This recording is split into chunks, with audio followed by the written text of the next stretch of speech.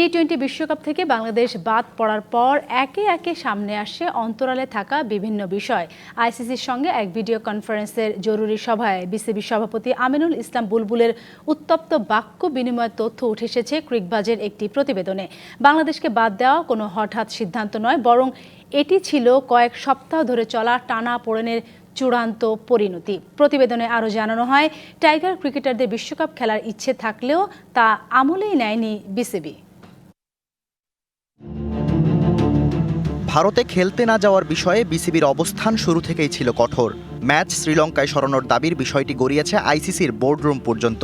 একের পর এক বৈঠক আর চাপা উত্তেজনার লড়াইয়ের পর শেষ পর্যন্ত ভেস্তে যায় বাংলাদেশের বিশ্বকাপ খেলার সব আশা। বিশ্বকাপ থেকে বাদ পড়ার খবর এখন পুরনো, তবে এর রেশ এখনো কাটেনি। উঠে আসছে ভেতরের নানা তথ্য।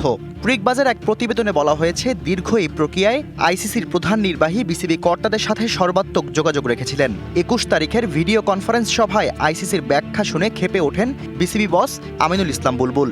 যদিও তার যুক্তিতর্কে কান না দিয়ে ২৪ ঘন্টার আলটিমেটাম দিয়ে দেয় বিশ্ব ক্রিকেটের নিয়ন্ত্রক সংস্থা।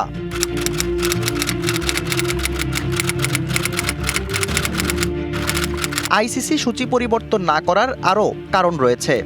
বিদেশ থেকে দেশে রেমিটেন্সের টাকা আসে নিরাপদে, তাই আজই আপনার আপন ক্রিকেটের সর্বোচ্চ নিয়ন্ত্রক সংস্থা এমন কোনো দৃষ্টান্ত স্থাপন করতে চায়নি যেন কোনো সদস্য দেশ মর্জি মতো ভেন্যু পরিবর্তনের দাবি তুলতে পারে।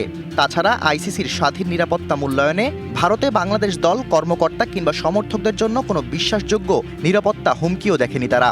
এরপরও বিসিবি তার অবস্থানে অনড় ছিল, কিন্তু নেওয়া হয়নি আমলে। অতীত হিসাব বলছে, এর চেয়েও বেশি হুমকির পরিবেশ থাকা সত্ত্বেও চ্যাম্পিয়ন্স ট্রফির জন্য পাকিস্তান সফর করেছিলেন লিটনরা।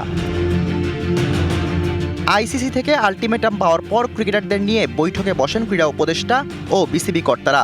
ভারতে বিশ্বকাপ খেলতে ক্রিকেটাররা রাজি থাকলেও বিসিবি তাদের কোনো পরামর্শই আমলে নেয়নি, উল্লেখ আছে ক্রিকবাজের প্রতিবেদনে।